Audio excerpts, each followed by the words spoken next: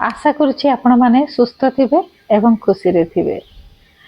समस्त रोगर मूल कारण कौन आज वीडियो रे आमे जानिबा। आम शरीर रे 5टी तत्व 3टी गुण एवं 3टी दोष अछि।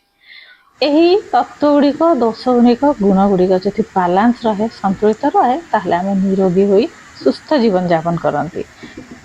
मु Sushma Pal spiritual teacher, Art of Living teacher, Sudarshan Kriya teacher, yoga and meditation teacher. मो सहित ध्यान एवं योग करने चाहते तो 7676593069 रे मेसेज करेंगे। जय जगन्नाथ मेसेज करेंगे। चैनल नुआ अच्छा तो सब्सक्राइब करेंगे, अधिकार अधिक वीडियो गुड़िक शेयर करेंगे और कमेंट बॉक्स में जय जगन्नाथ लिखे, निज निजर मतामत लिखे।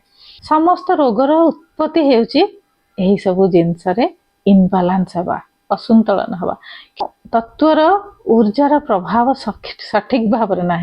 जो मैंने नुआ अच्छा सब्सक्राइब निहाती भाव करेंगे। आपण मानकर सब्सक्रिप्शन एवं आपण मानकर कमेंट गोटे मोटिवेशन दिए।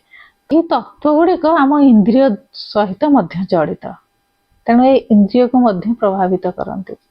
जल, वायु, अग्नि, पृथ्वी एवं आकाश, यही 5टी तत्व को संतुलन करने आवश्यक। दोष गुड़िक एवं गुण गुड़िक मध्य संतुलित हवा आवश्यक।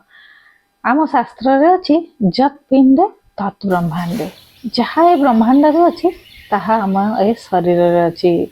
जेमिति जल ए ब्रह्मांड रे जल, ए शरीर रे मध्य जल। सेमिति पृथ्वी ब्रह्मांड रे पृथ्वी, ए शरीर रे मध्य पृथ्वी। पृथ्वी द्वारा आमर ए रक्त मांस हाड़ जनित शरीर आमर सृष्टि आकार मिली आमको पृथ्वी तत्व द्वारा। सेमिति आकाश तत्व आम शरीर प्रत्येक खाली स्थान को भरी देइछि। सेमिति जल तत्व 70% जल आम शरीर अच्छी एवं से जगह जल तत्व जमती कि आमर रक्त है, आमर पाचन लिक्विड जोटा होची, पाचन रस जहाँ को कह से सब बनित। सेमती फायर एलिमेंट रू आमर जठर अग्नि बनित। से जठर अग्नि ही जहाँ को आम पाचन क्रिया आम केमती होची जठर अग्नि द्वारा होची। आम रोषे करने गोटे अग्नि दरकार होची। सेमती आम शरीर थिबा पाकस्थली रे खाद्य को हजम करने जो अग्निटी हुए, जो क्रियाटी हुए, ताकू जठर अग्नि ही संतुलित करे या करे कार्य करे। तेणु से वीक हो गले कि इनबालांस हो गले से आमर शरीर गड़बड़ हो जाए, पाचन तंत्र गड़बड़ हो। से भाई प्रत्येक तत्व प्रत्येक शरीर विभिन्न अंग प्रत्यंग को प्रभावित करे एवं मानसिक स्थिति को प्रभावित करे। तेणु आम रोगाक्रांत हुंती जदि ये इनबालांस है ताहले आमे रोगाक्रांत हुंती। तेणु ये पिंड सहित ब्रह्मांड को जोड़िया हेले प्रकृति सहित यही प्रकृति देथिबा सब जिनस गुड़ी को आमे ठीक भाव सठिक भाव सठिक परिमाण रे नबा उचित एवं प्रत्येक दिन ध्यान, सुदर्शन क्रिया, प्राणायाम ए सब प्रैक्टिस करबा उचित। यह आम शरीर को हील करे। शरीर जो हील हुए प्राकृतिक उपाय रे एवं एक तत्व गुड़ी जो बालांस ही रहिबो आमे सुस्थ रहिबा।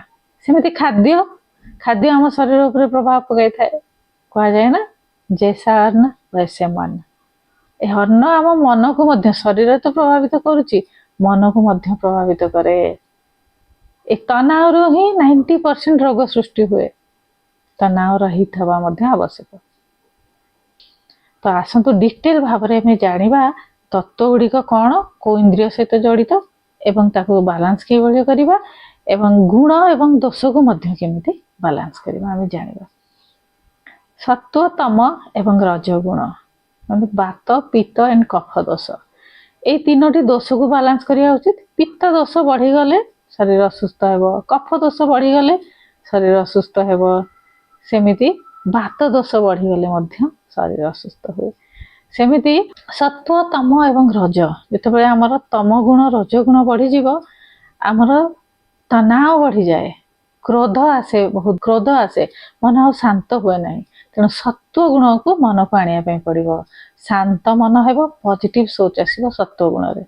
सत्व गुण को आने आमर खाद्य उपरे कंट्रोल, सात्विक खाद्य खाइबा दरकार एवं ता सहित ध्यान द्वारा आम सत्व गुण को आसपार प्राणायाम द्वारा।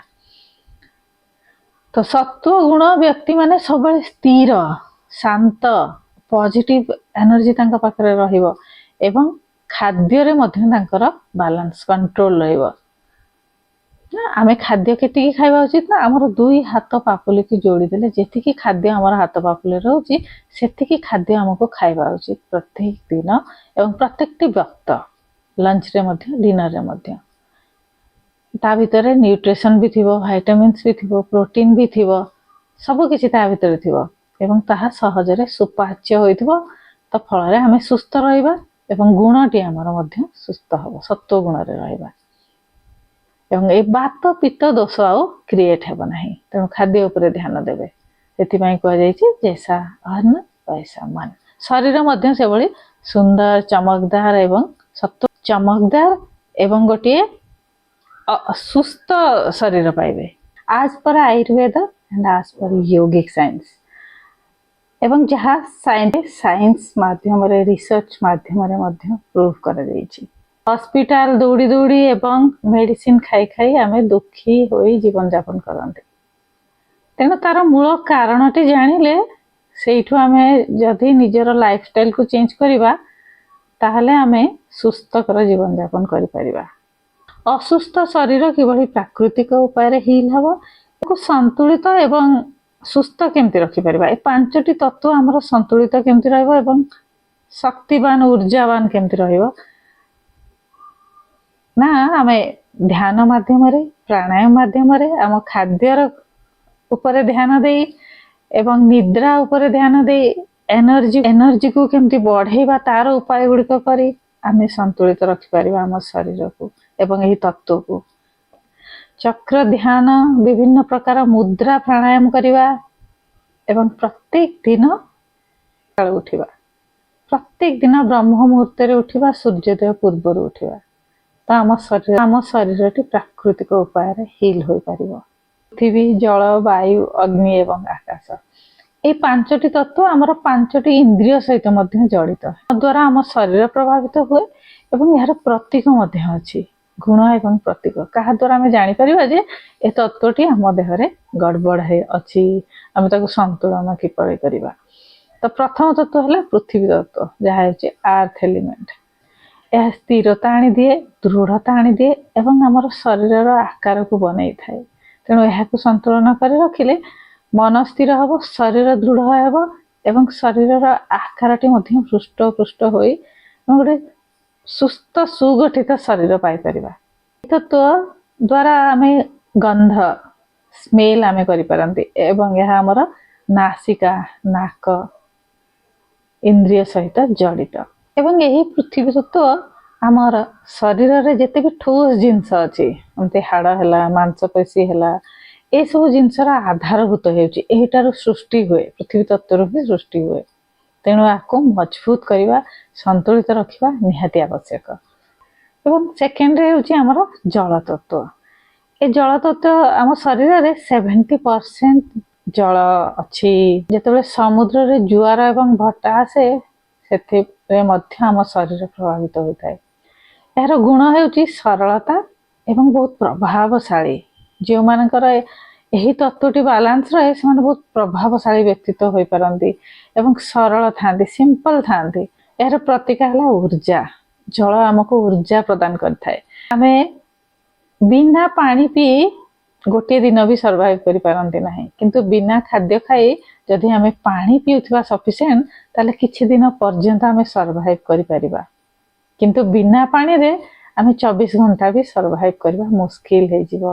हमर स्वादर इंद्रिय जीभ सहित जड़ित पाचक रस रक्त शरीर रे जेते भी जलीय अंश अछि सब हेउची एही जल तत्व सहित वाटर एलिमेंट सहित जड़ित तेणु याकू भी संतुलित रखा निहाती आवश्यक। इंद्रिय होउची अग्नि जहाँ हमको शक्ति प्रदान करे उष्णता प्रदान करे शरीर गोटे उत्ताप को से नियंत्रण करे एवं यही उत्ताप द्वारा आम जीवित बोली प्रमाणित जिते शरीर मृत्यु हो जाए ना आम शरीर शीतल पड़ जाए तेणु ये फायर एलिमेंट ऊर्जा प्रदान करे प्राण शक्ति को संचार करे आम भितर थिबा एनर्जी को संतुलित करने बढ़ेवा फायर एलिमेंट निहाती आवश्यक।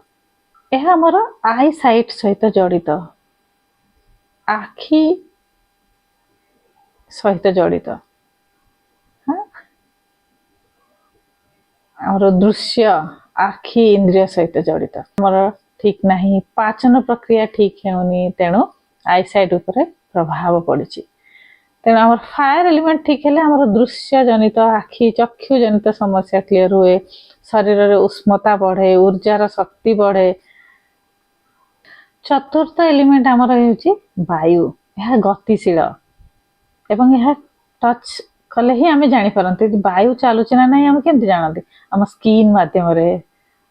ତେଣୁ ଇଏ ହେଉଛି ସ୍ପର୍ଶେନ୍ଦ୍ରିୟ, ସ୍କିନ୍ ଦ୍ୱାରା ଜଡ଼ିତ ଏବଂ ଏହା ବିସ୍ତାର କରେ, ପ୍ରାଣ ଶକ୍ତିକୁ ବିସ୍ତାର କରେ, ଊର୍ଜାକୁ ବିସ୍ତାର କରେ। ଶରୀର ବାୟୁ ଦ୍ୱାରା ହିଁ ପରିଚାଳିତ। ଗୋଟିଏ ମିନିଟ୍ ବି ଆମେ ସର୍ଭାଇଭ୍ କରିପାରିବା ନାହିଁ ୱିଦାଉଟ୍ ବାୟୁ, ୱିଦାଉଟ୍ ଏୟାର। ତେଣୁ ଏ ଆମର ପ୍ରାଣବାୟୁର ସଞ୍ଚାର ଅଟେ। ବାଲାନ୍ସ କରିବା, ଶୁଦ୍ଧ କରିବା, ଇନକ୍ରିଜ କରିବା, ଶକ୍ତିକୁ ବଢ଼ାଇବା, ପ୍ରାଣବାୟୁକୁ ଡେଭଲପ୍ କରିବା କେତେ ଜରୁରୀ। ପ୍ରାଣବାୟୁ ଯେତେବେଳେ ସଂକୁଚିତ ହେବ ନା, ପ୍ରାଣବାୟୁ ନହେଲେ ଆମ ଶରୀର ୱିକ୍ ହୁଏ ଏବଂ ରୋଗାକ୍ରାନ୍ତ ମଧ୍ୟ ହୁଏ। ଏହା ଆମର ଟଚ୍ ସହିତ, ତ୍ୱଚା ସହିତ, ସ୍କିନ୍ ସହିତ ଜଡ଼ିତ। ନେକ୍ସଟ ହେଲା ଆକାଶ ନା ସ୍ପେସ୍ ଏଲିମେଣ୍ଟ। ସ୍ପେସ୍ ଏଲିମେଣ୍ଟ କୋଉଠି ନା ଆମ ଶରୀରର ଯେତେ ସବୁ ଖାଲି ଜାଗା ଅଛି, है ना, वाटर एलिमेंट ता जगह अच्छी, अर्थ एलिमेंट ता जगह अच्छी। तो स्पेस हूँ आम शरीर जिते खाली जगह अच्छी से सबुरे स्पेस एलिमेंट भरपूर मात्रा रे अच्छी। गुण है शून्यता। जमती आम आकाश ऊपर को देखुचे तो कौन गोटे शून्य जगह को आम देखुचे, है ना। सेमती शरीर जिते शून्य जगह से स्पेस एलिमेंट।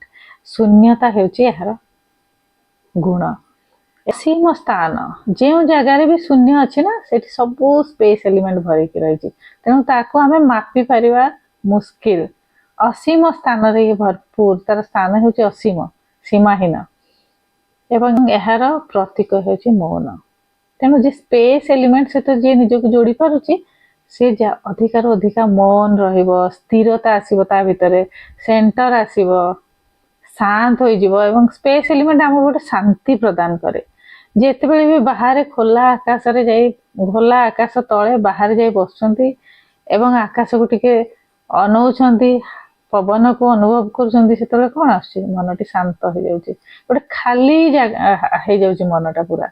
या प्राकृतिक उपाय हिल करछि हमर मन को एवं शरीर को मध्य। जेहेतु स्पेस एलिमेंट आम शरीर रे भरपूर मात्रा रे अछि, खाली स्थान रे शरीर को मध्य यह हिल करे। प्रत्येक एलिमेंट से आमर प्रत्येक इंद्रिय सहित जड़ित, तार गुण अच्छी, शरीर जो गठन होती प्रत्येक जगार से अच्छी। तेणु प्रत्येक एलिमेंट आमर प्रत्येक शरीर कोण अनुकोण को हिल करि थाए। स्पेस एलिमेंट होची आमर शुणिबार इंद्रिय, कान सहित जड़ित। से बहुत समय देखिथिबे बाहर ठंडा हवा बुलिकी आसिबे तो कान रे बिंधा हेउची, है ना।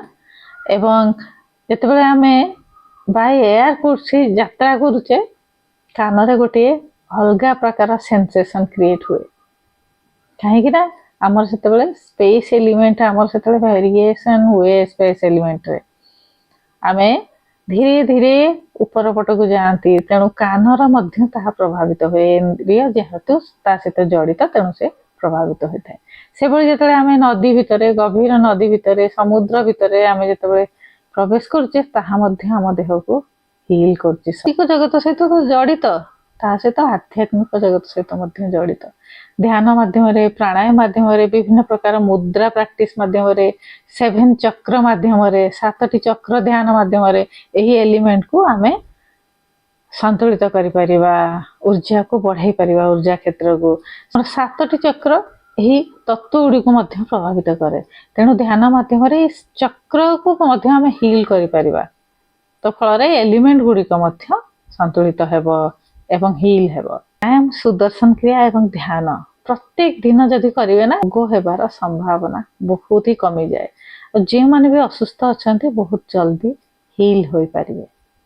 तो ये थिला संपूर्ण रोगर जो मूल कारण है ना यही तत्व। ये तत्वटी जदि इनबालांस रहिबो ताले हमर शरीर रे गड़बड़ हुए एवं मन को आक्रांत करे, देन शरीर को आक्रांत करे। दोष एवं गुण आम शरीर 3टी ଦୋଷରେ ବନା ହେଇଛି ବାତ ପିତ୍ତ ଏବଂ କଫ ଦୋଷ। ତେଣୁ ଏଇ ବାତ ପିତ୍ତ କଫ ଦୋଷକୁ ମଧ୍ୟ ଆମକୁ କଣ୍ଟ୍ରୋଲ କରିବା ଆବଶ୍ୟକ ଖାଦ୍ୟ ମାଧ୍ୟମରେ ଏଇ ବାତ ପିତ୍ତ ଏବଂ କଫ ଦୋଷକୁ କଣ୍ଟ୍ରୋଲ କରିବା। ସତ୍ଵ ରଜ ଏଣ୍ଡ ତମ ତିନୋଟି ଗୁଣ ଅଛି। ଏ ଖାଦ୍ୟ ଦ୍ୱାରା ସେଇ ଗୁଣ ଗୁଡ଼ିକ ମଧ୍ୟ ବାଲାନ୍ସ ହବ। ଆମେ ଯେତେବେଳେ ବହୁତ ରଜ ଗୁଣରେ ରହୁଛେ ତମ ଗୁଣରେ ରହୁଛେ ନା ନେଗେଟିଭ ଚିନ୍ତା ଗୁଡ଼ିକ ବହୁତ ଆସୁଛି ଆମ ଭିତରେ। ତେଣୁ ନେଗେଟିଭ ଚିନ୍ତା ଦ୍ୱାରା ତନାव ଦ୍ୱାରା ଆମେ ଆକ୍ରାନ୍ତ ହୋଇ ମଧ୍ୟ ରୋଗାଗ୍ରସ୍ତ ହେଉଛେ। ତେଣୁ ଖାଦ୍ୟ ମାଧ୍ୟମରେ ଏଇ ତିନୋଟି ଗୁଣ ତିନୋଟି ଦୋଷକୁ ମଧ୍ୟ ବାଲାନ୍ସ କରିବା। ଗୁଣ ଏବଂ ତତ୍ଵକୁ ବାଲାନ୍ସ କରି ଗୋଟିଏ ସରଳ ଡାଏଟ ନେଇ ଆମେ ସୁସ୍ଥ ରହିପାରିବା।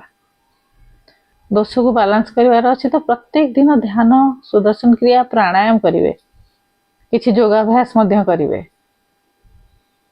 ୱାକିଂ କରିବେ ଏବଂ ବ୍ରହ୍ମ ମୁହୂର୍ତ୍ତରେ ଉଠିବେ। ସେ ଅଟୋମେଟିକ ବାଲାନ୍ସ ହୋଇ ରହିବ। କିନ୍ତୁ ପର୍ଟିକୁଲାର କୌଣସି ପ୍ରୋବ୍ଲେମ ଅଛି ତ ପର୍ଟିକୁଲାର ଜିନିଷଟିକୁ ଜଣେ ଆୟୁର୍ବେଦିକ ଡକ୍ଟରଙ୍କର ପରାମର୍ଶ ନେବେ। କେଉଁ ଜିନିଷଟି ବଢି ରହିଛି ଫଳରେ ଏ ବିମାରୀଟି ଅଛି ତା ପାଇଁ ମେଡିସିନ ୟୁଜ କରିବେ, ପ୍ଲସ୍ ଏହି ଧ୍ୟାନ ଯୋଗ ଏସବୁ କରିବେ। ପର୍ଟିକୁଲାର ଜିନିଷ ପାଇଁ ସଠିକ ଜାଣିବା ପାଇଁ କନସଲ୍ଟ କରିବା ପାଇଁ ପଡିବ କେଉଁ ଜିନିଷଟି କାହିଁକି ହେଉଛି। ଦେନ୍ ନିଜର ଲାଇଫଷ୍ଟାଇଲ ଯଦି ଏଭଳି ଭାବରେ ବଞ୍ଚିବେ ତାହେଲେ ବିଭିନ୍ନ ପ୍ରକାର ରୋଗର ସମସ୍ୟା ଆଉ ଦେଖାଦେବ ନାହିଁ।